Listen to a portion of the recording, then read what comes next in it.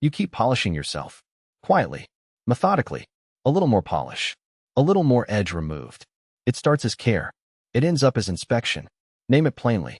You have turned self-improvement into constant auditing. Every thought, every habit, a checklist for your inner life. Not growth. Surveillance. This feels like a discovery, not a rebuke. You say it to yourself in a low voice, and it lands as fact.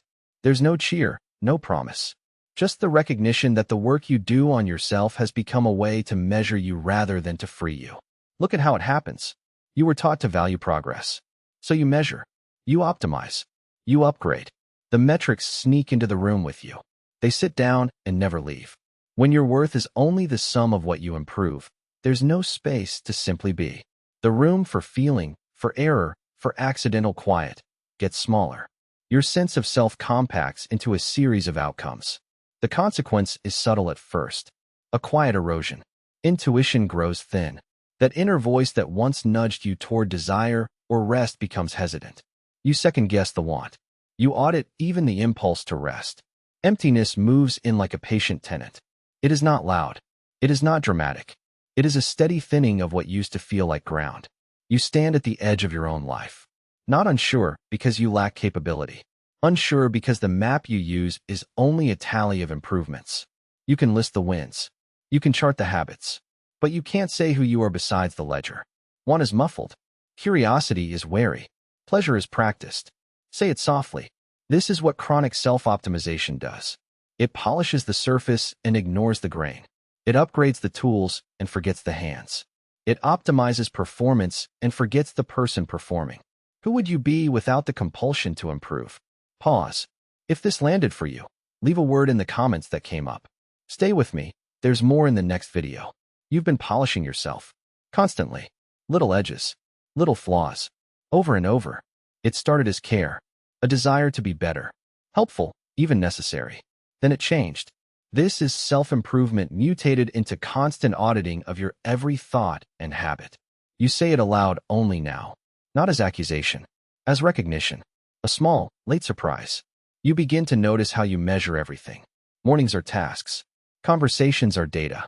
Emotions are projects. Progress becomes the only language you allow. When your worth is tied to a metric, you start to shrink yourself to fit it. There's no space left for plain existence. No room to sit with a feeling that's not useful. No permission to rest without a plan. Think of it like continually sanding a table. Each pass makes the surface smoother. Each pass removes a grain of what was original. Or like upgrading software in the background, all the time, until the device runs but feels foreign. You optimize behaviors. You upgrade routines. You streamline reactions. It sounds efficient. It feels necessary. But the process is eroding something quieter. Intuition grows thin. That inner compass gets overwritten by checklists and benchmarks. You stop trusting the first soft responses because you've trained yourself to question everything. Even desires become suspect. Is this what you want? Or is it what a better version of you would want? The line blurs. Emptiness follows. A persistent hollow that routines can't fill. You achieve. You improve. And still, a hollowness remains. There's a cost that came slowly. It's a coming down of instincts. A quiet depletion of desire. You find yourself unsure how to be without performance as a backdrop. You begin to wonder whether the life you're editing is the life you actually wanted. Who would you be without the compulsion to improve? If that question lands, leave a comment. Tell me what came to mind. In the next video, we'll sit with the ways back to what's alive beneath the polishing. You have a habit. Name it plainly. What started as growth is now a constant audit. Self-improvement became self-surveillance. You check. You measure. You optimize. The work of becoming turned into a ledger of faults. It is not discipline anymore. It is inspection. Slowly, you see why. When your worth is counted in milestones, you stop valuing what can't be tallied.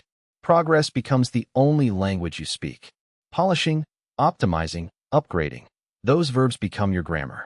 The private, messy parts of you are deferred. Feelings are postponed until they are useful.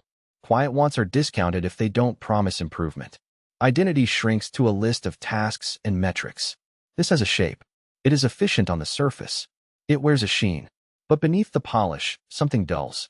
Intuition, that quiet, unreliable compass, gets muffled.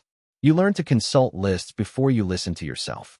Choices are made for alignment with goals, not for the strange, small pleasures that don't look like progress. You become excellent at changing. You get worse at staying. The consequence is not dramatic. It is an erosion, a slow hollowing at the center. You feel empty in a new way, not chaotic, but steady and cold. There is a lingering question about desire. When everything must be improved, what is left to simply want? You begin to confuse absence of failure with presence of meaning. The impulse to record every thought, every habit, replaces the permission to rest in not knowing. Speak this to yourself without judgment. Let it land as observation, not verdict. Notice the habits you keep because they signal worth. Notice the parts of you that have been archived as projects. Who would you be without the compulsion to improve? If that question wakes something quiet in you, leave one short line below, the smallest thing you'd reclaim. Be curious about the answer. Then come back for the next video. You keep refining yourself. Quietly, relentlessly. At first it felt like care. A practice.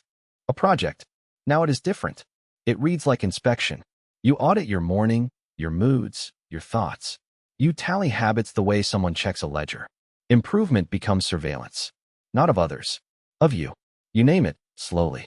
Self-improvement mutated into constant auditing. You say the words, and they feel ordinary and sharp at once. Not a verdict. A noticing. The relief of finally calling it what it is. You trace it back. When who you are is only the sum of progress, the present grows thin. Identity measured in milestones leaves no room for being. There is always the next calibration. Always the next polish. You optimize until the original edge of you is buffed away. You upgrade until there is nothing left but a list of enhancements. These mechanics aren't malicious. They are practical. They are efficient. Their logic is seductive. But efficiency flattens mystery. Polishing removes the rough places where intuition lives. You stop trusting a gut that has been scheduled, categorized, improved. Emptiness follows like a quiet room after everyone leaves. You carry productivity like a garment that never quite fits. It covers you, but it does not warm you. You feel unsure about desire. What do you want if not the next metric? Wishes begin to sound like targets. Even pleasure gets translated into data. The internal compass spins without a fixed north. You realize you've been steering by feedback loops, not by appetite. Say it softly, not an accusation. In recognition, who would you be without the compulsion to improve? Let that question sit. Let the silence do some of the work. If this lands, leave one short thought in the comments, just a line. Curious minds will gather there. In the next video, we'll explore what staying, rather than optimizing, actually feels like. Name it. Self-improvement mutated into constant auditing. You polished habits until they gleamed. You optimized routines until nothing was messy. You upgraded yourself like software, always patching, never resting. At first it felt like care. Progress felt like love. But slowly it shifted. Measurement crept in. Metrics became identity. Your worth started to live in checkboxes and streaks. When every thought is a potential flaw to fix, there is no space left to simply be. You learn to evaluate yourself faster than you feel. You prioritize outcomes over knowing why you want them. The psychology is quiet and relentless. If your map of self only points toward growth, then every pause looks like failure. Curiosity shrinks into calculation. Intuition, the wordless signal that once guided you, becomes suspect. You disregard a gut feeling because it isn't efficient. You distrust pleasure because it doesn't count toward a goal. Over time, the inner voice softens into a report. You begin to hear your life as a to-do list. The consequence is subtle at first. A small emptiness under your achievements. Then it widens. Decisions feel hollow. You can list what you should want, but you can't name what you want. Creativity thins. Spontaneity becomes costly. Relationships get scheduled and optimized. You bring this same auditing to love, to rest, to play. Nothing escapes the ledger. This isn't dramatic. It's slow. A thinning out. An erosion of the interior. You become efficient at living and clumsy at being alive. You are tired. Not the tired that a nap fixes. The tired that asks who you are beneath the metrics. If any of this lands, stay with the feeling a moment. Leave a short thought below. What small thing do you miss that doesn't improve you? I'll read them. In the next video, we'll look at how to make room for not knowing, for intuition, for softness. Who would you be without the compulsion to improve? This is not self-improvement anymore. It is constant auditing. You check every thought. You grade every mood. You track habits the way someone tracks expenses. It feels pragmatic at first, efficient, necessary. Then it becomes a watching machine. You watch yourself. You become the place where performance lives. You notice it slowly. A little polishing here, a tweak there. You optimize the way you move through mornings. You upgrade your vocabulary. You smooth the rough edges. The tools that helped you become now become the tools that measure you. Progress turns into evidence. Evidence becomes identity. If you only count what improves, you begin to live inside a ledger. There is a cause. When your worth is bound to progress, being becomes suspect. Rest looks like wasted time. Mistakes look like proof of failure. You stop making room to feel. You stop making room to want. The self that can't be totaled is treated as noise. So you prune. You refine. You apply the same cold logic you use on projects to your own heart. The consequence is subtle. It creeps in like a shadow at noon. Your intuition thins. That small, quiet sense of knowing, the one that used to guide choices before you ran them through tests, grows hesitant. You consult your checklist instead. You wait for metrics to tell you whether something is allowed. Desire flattens. Joy becomes a task to complete. An emptiness opens where curiosity used to live. And there is confusion. When every step is optimized, what's left that feels like you? When every impulse is judged, what do you actually want? The answers you arrive at are sanitized. They look good on paper. They do not feel like a home. You might not notice until you slow down, which is hard, because slowing feels like failing. But slowing is also how you might find out who you are under the audit trail. If this lands, write one honest line in the comments. Say what stayed with you. I'll meet you in the next video. Who would you be without the compulsion to improve? You notice it first in the quiet moments. You keep refining. You keep adjusting. You keep polishing yourself until the edges shine. But there is still a hollow. A soft, persistent hollow. No pep talk. Just the fact. Name it plainly. This is self-improvement mutated into constant auditing. Not growth, exactly. Audit. Checklist. An internal performance review that never closes. You say you want better. What you mean, slowly, is, I will never be finished. That shift is a small theft. When your identity is measured only by progress, there is no room to simply be. You become a factory of upgrades. You optimize your mornings, upgrade your skills, streamline your habits. You polish decisions until the original shape is lost. It feels efficient. It feels necessary. But the efficiency is also a narrowing. Psychologically, this is understandable. Progress is measurable. It offers a score, a timeline, a promise. It also offers avoidance. If value is always ahead, then you never sit with what is now. You outsource your tastes to benchmarks. You let algorithms and articles become the compass for what matters. Intuition is quiet. It needs space to breathe. You keep tightening the screws. The consequence is slow. Your gut stops speaking. Choices get reduced to optimizations. Desire becomes a to-do. There is a persistent emptiness where curiosity once lived. You find yourself asking, not what do I want, but what is expected next. The hunger that drove you becomes exhausted by its own engine. You are accomplished, perhaps. You are not necessarily known by yourself. This is not a failure. It is observation. A recognition that the project mindset can colonize the self. You can notice it without shame. You can look at it without jumping to fix it. If this lands with you, pause. Leave a line below, one small sentence about what you miss when you stop improving. I'll read them. In the next video, we'll sit with those answers. Who would you be without the compulsion to improve? This is the pattern. Self-improvement has mutated into constant auditing of your every thought and habit. You track. You score. You refine. Not because you hate yourself, but because you believe worth is a moving metric. You notice it slowly. Not like a loud alarm. More like a dim light you finally admit is always on. It's a realization, not a reprimand. You're not failing at discipline. You are living inside an appraisal. Why does this happen? Because progress became the shorthand for identity. If you can measure it, you can prove you're enough. So you measure. You polish the edges of yourself until they gleam. You optimize choices into habits and habits into data. You upgrade the parts that show wear. It feels efficient. It feels necessary. But measuring bleeds room out of being. The consequence is quieter than you expected. Intuition thins. The small, honest pulls, a curiosity a sudden desire, a wordless yes, are drowned by an internal audit. Is this productive? Is this aligned? Will this register as growth? You lose the muscle that trusts unscored impulses. Decisions become spreadsheets. Moments become tasks. And then there is the emptiness. Not dramatic, not catastrophic.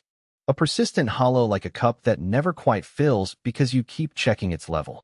You perform improvement for a future self who is always arriving. You defer presence to make points on a ledger. The present flattens. Wants become obligations. You can't tell what you want because desire has been repurposed into a goal.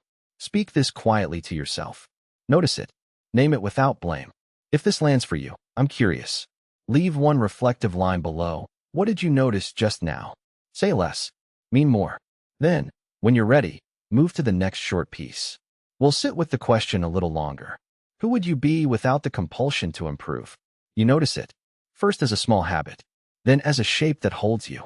You keep improving. You keep refining. But it is no longer practice. It is surveillance. You audit your thoughts. You audit your pauses. Every impulse becomes a task. Every mood a metric. Self-improvement has shifted. It has become constant auditing of your every thought and habit. You say it aloud, and it sounds new. Not a judgment. Just a fact you are finally willing to name. There is a reason. You learned to count progress like currency. You equated your worth with upward movement. So you began to polish. Polishing. Optimizing. Upgrading. Little acts of correction stacked into a life built to be efficient. That life taught your mind to look for errors. It taught your attention to monitor, not to rest. The scoreboard became the identity. And when identity is measured only by progress, there is no room left to simply be. The consequence is quieter than you expected. It is not dramatic. It is erosion. Your intuition thins. Soft signals, a sudden warmth, a stray desire, a hesitation, are discounted as inefficiency. You start to doubt the parts of yourself that are not legible to a chart. Emptiness grows where not knowing once lived. You are busy becoming, and yet you feel hollow. You no longer know whether you want the thing that fits your values or the thing that looks like forward motion. You feel unsure about choices, about pleasure, about stillness. The compulsion to improve fills the space where curiosity and rest might have been. It reduces desire to a checkbox. It replaces risk with optimization. You say you wanted better. You did. But notice what you might have traded. Notice the silence you avoid. This is not an accusation. It is a question pressed gently into the quiet. Who would you be without the compulsion to improve? If that question lands, stay with it for a moment. If it stirs something, leave a thought below. In the next video, we'll sit with how to reclaim your appetite for life. Not as another upgrade, but as a permission to feel. This is the pattern. Quiet at first, then relentless. Self-improvement morphs into constant auditing. You stop learning. You start monitoring. Every thought, every habit, every small pleasure gets a score. You polish yourself like metal. You optimize like a machine. You upgrade like software. The verbs feel efficient. They feel clean. They also feel empty. Why does this happen? Because you learn to measure worth by progress. When identity becomes a metric, there's no room left to simply be. If you only recognize yourself in graphs and checklists, silence becomes suspicious. Rest looks like waste. Mistakes become moral failures instead of evidence. You trade messy, human experience for a tidy ledger. The effect is quiet at first. Then it grows. Your intuition thins. That small, wordless yes or no loses practice. You begin to consult your list before your gut. Decisions take longer. Joy becomes scheduled. Curiosity is repackaged as another project. An odd hollowness sets in. You feel productive. You also feel unmoored. Progress is steady. Satisfaction is not. There's a persistent sense of insufficiency, as if you're always one tweak away from being enough. You never arrive. You only iterate. This kind of self-surveillance erodes soft edges. It shrinks your appetite for surprise. It dims your patience with ambiguity. You forget how to want without justifying. You forget how to stay with a feeling that has no outcome attached. There is no prophecy here. No sudden cure. Just recognition. Just the slow admission that your striving has a cost. If this resonates, be curious. Leave a comment. A single line about what you miss when you audit yourself. I'll read them. We'll sit with those answers in the next video. Who would you be without the compulsion to improve? You notice it first as a quiet rhythm. A checklist that never sleeps. You keep refining, polishing, optimizing, upgrading, and yet something feels hollow. Name it plainly. Self-improvement mutated into constant auditing of your every thought and habit. Not a goal, a posture, a filter you wear over everything. It doesn't arrive as a scandal. It arrives as a small, steady habit. You start measuring not only what you do, but who you are by what can be improved. Progress becomes the only currency. Achievement the only proof of worth. When your identity is measured only by progress, there's no room left to simply be. Think about that. When the self is a project, there is no space for contradiction. No space for mistakes that aren't data. No time for moods that don't scale. You learn to notice only the things that can be optimized, not the things that just are. The consequence is slow, quiet, deep. Intuition thins. It used to arrive as a gut feeling. Now it's second-guessed, mapped, compared. A persistent emptiness grows where curiosity and desire used to live. You start asking, do I want this, or does this make me better? You can't always tell. The compass blurs. You become efficient at self-observation and clumsy at living. You polish behaviors until they shine, but you can't polish a sense of meaning. Optimizing wins. The rest becomes background static. This is not blame. It's an observation, a reluctant one. It is the quiet recognition of a habit that has outlived its usefulness. And now you have to decide what to keep, what to let go. Who would you be without the compulsion to improve? If that question lands, leave one short line in the comments. Curiosity stays. We'll explore what letting go looks like in the next video. You keep refining yourself. Again and again. You track the metrics. You trim the edges. You polish the habits. You optimize the calendar. You upgrade the rituals. You name it plainly now. Self-improvement mutated into constant auditing of your every thought and habit. It sounds clinical. It feels relentless. There was a reason. When the world rewarded progress, you learned to equate worth with movement. Validation came as checkmarks. Identity began to live on a timeline. So you started measuring everything. Even feelings. Even pauses. Even the small, useless things that used to be just for themselves. Polishing became a duty. Optimizing, a moral imperative. Upgrading the obvious default. The tools that once helped you now watch you. The mirror is a ledger. The consequence is quieter than you expected. It comes as absence. Intuition dulls. The soft compass inside you, the one that used to point toward delight or disgust without calculation, grows thin. Empty space appears where curiosity used to be. Decisions require justification. Pleasure waits for permission. You feel unsure. Not of your competence, of your desires. You can list goals. You can design plans. But ask, what do you want right now, before it's scheduled and rated, and the question feels foreign. That unfamiliarity is its own ache. There is no scandal here, just a slow recognition. That tending to yourself became surveillance. That being was traded for measurable becoming. You are not failing. You are tired. Let this land. Let the silence take a seat beside you. Notice the impulse to fix it instantly. Notice the urge to make this another project. Stay with the question that resists tidy answers. If this nudges something loose inside you, lean into that curiosity.